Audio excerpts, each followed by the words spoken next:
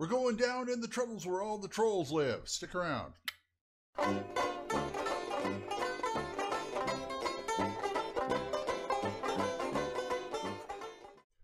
folks. Old Man Grognard here. Okay, today we are going to review Deluxe Tunnels and Trolls. Like so. Now, I've done a review of this before, and it's on my regular Old Man Grognard channel. I kind of botched it up, if you know what I mean. And also, I wanted to give it a reappraisal, because I've had some experience running it now. And I still think it's a glorious game. It makes you think differently about role-playing games, about how role-playing games work, I should say. Or rather, how, more specifically, how something like D&D works. This book was written by Ken St. Andre in 1975, a year after Dungeons & Dragons. It was the second role-playing game to be published. And in fact, it beat D&D to England, Britain, and Europe. All those guys. They got that before they got D&D. So there's a lot of love for that around there. This one is the, I guess you would call the 9th edition. There's been 8, 5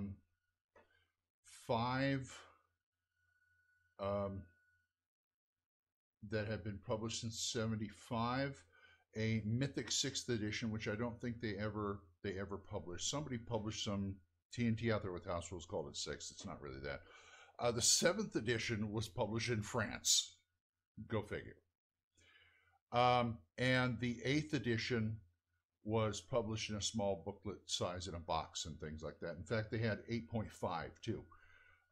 Actually, it's more like one's they said it's the 30th anniversary, then there's the 35th anniversary. So this is number 9 right here. This, I think, is the best iteration of the game. It's 386 pages. It comes in hardback or paperback. You got a lot of goodness in this thing. About a third of it is rules. The other third is what they call elaborations, which are basically house rules and other things you can add to the game, totally optional. And the last third is the Atlas of Troll World, which the people who run the game, who invented the game, that's the world they've been using over all these years. Now, let me tell you a little bit about it. First of all, you got your standard, you got your standard stats. Only you have 8 of them in this game. They add things like wizardry, which gives points to wizards to cast spells. This is a spell point campaign, or rather spell point system, I should say. They've got about 18 levels of spells too. Constitution is important because that tends to be your hit points. You roll 3d6. Oh, by the way, this game is all d6s. You roll your 3d6, and you can get some god-awful stats because all the dice in this game explode. If you roll triples at character creation, you get to roll them again until you stop rolling triples. If you do saving rolls, and I'll get to what that is in a moment, you roll doubles, you take that, roll it again, add to it, you keep going. So that's got that going for it. Some people don't like that. Well, comme ci, comme ça. And this tends to favor entertainment over simulation, as somebody put it. Like I said, it's all D6s. It gives you personal adds because you have high strength, luck, or dex.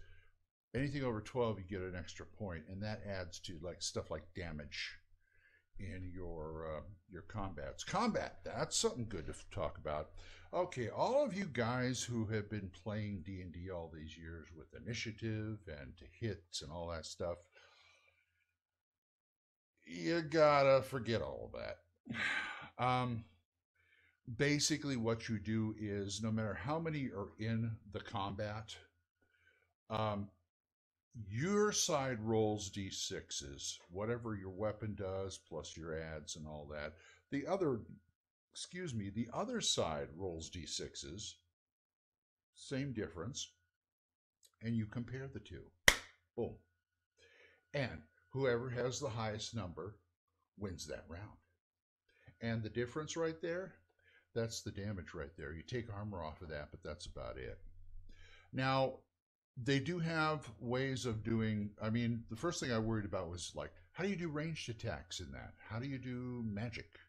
You know, because people want to like take somebody out before they get into battle.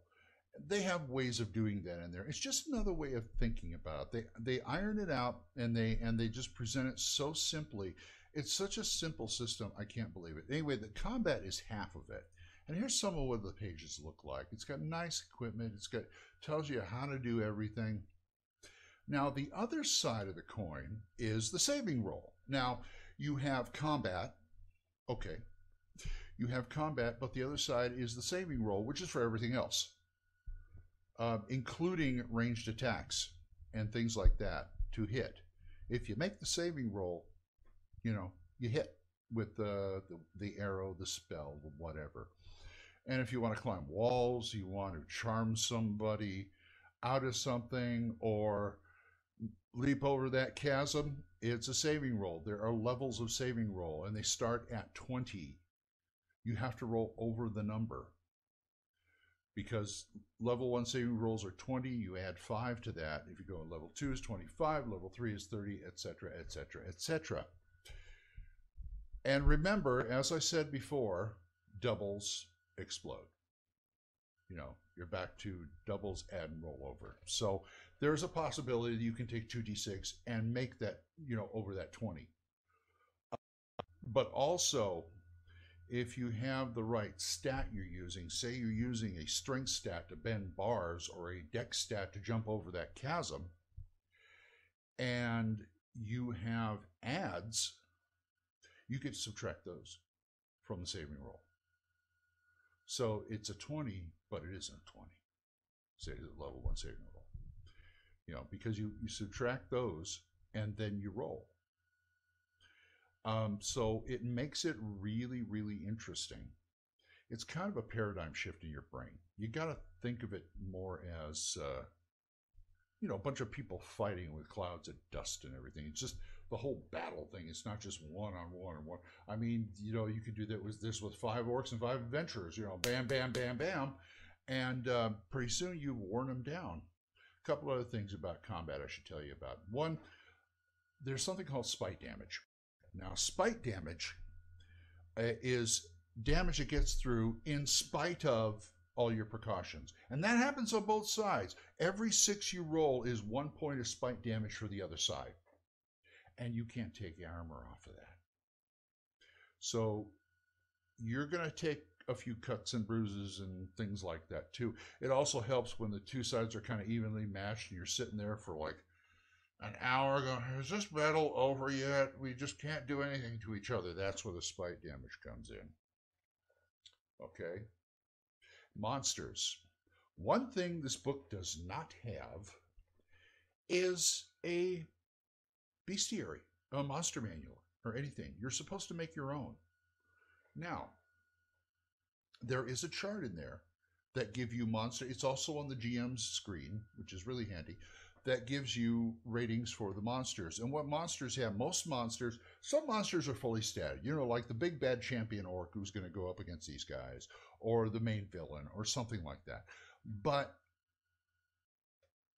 the monster rating is what takes care of the rank and file.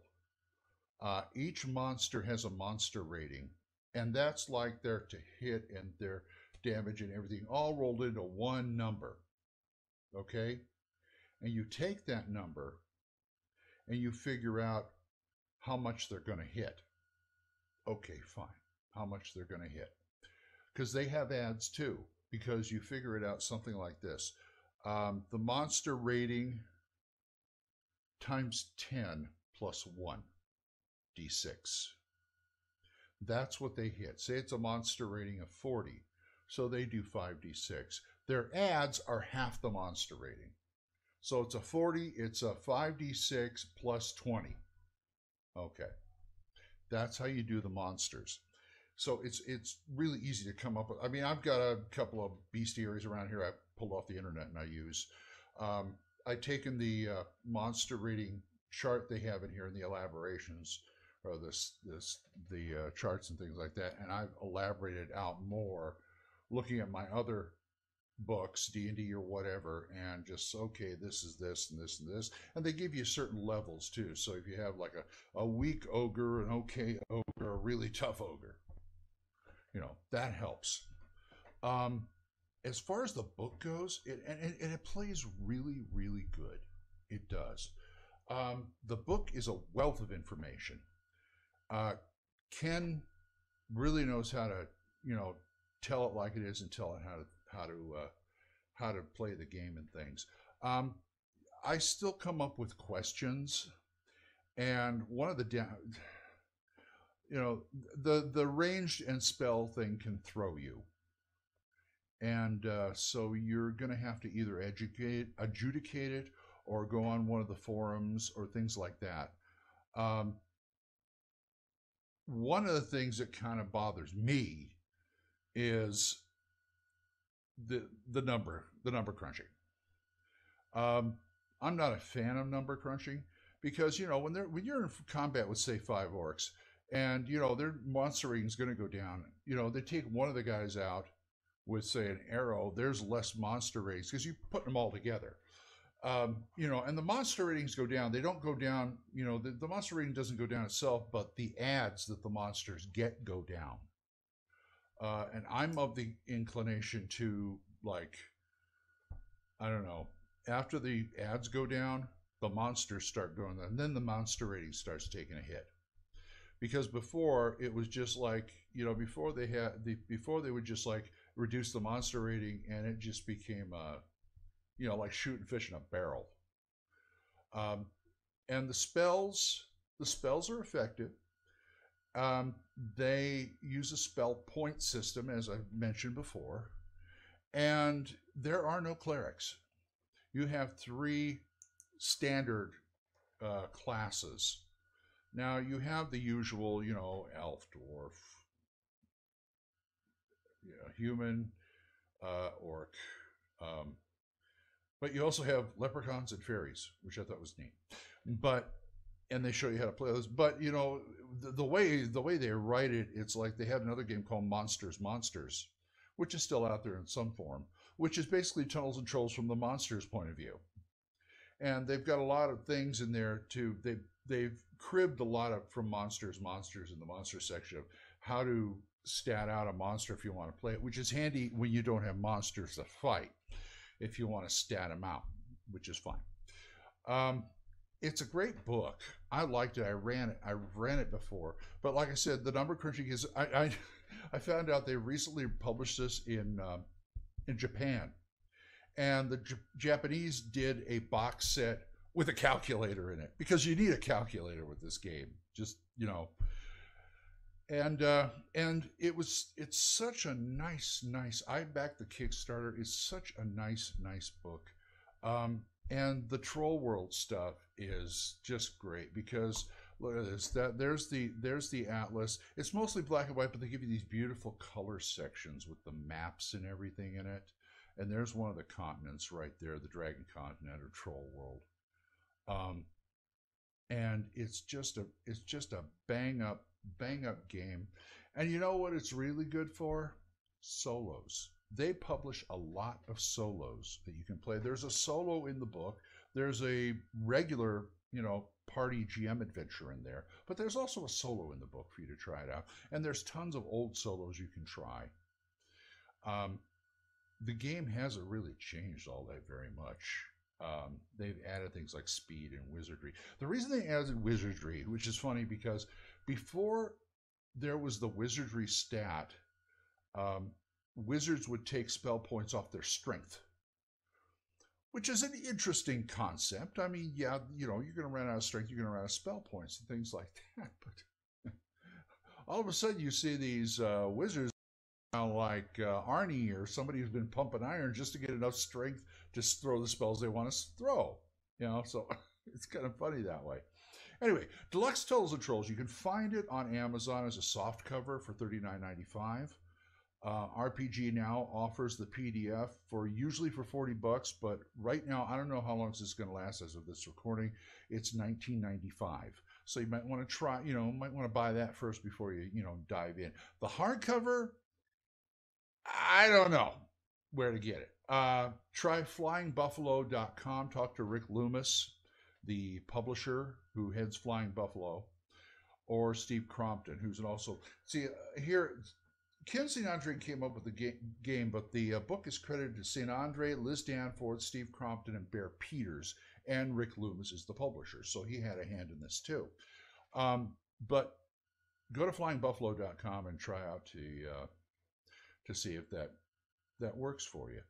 All right, I think I've covered everything, and I hope I haven't botched it again. But yeah, check this game out. It just even if you just buy the PDF and look through it, it's a real eye opener as far as role playing games can go. It shows you what else role playing games can be, and the feel of it is kind of fun. It's more of a Ken St. Andre said it was like Lord of the Rings if it was published by Marvel Comics. I think of the old Conan and King Conan comics and Savage Sword of Conan when I play this thing. It just that not really gritty, but I mean gonzo fantasy, kill the monster and that kind of thing. And it just I like it because it heightens the fun. It really heightens the fun, and I like that.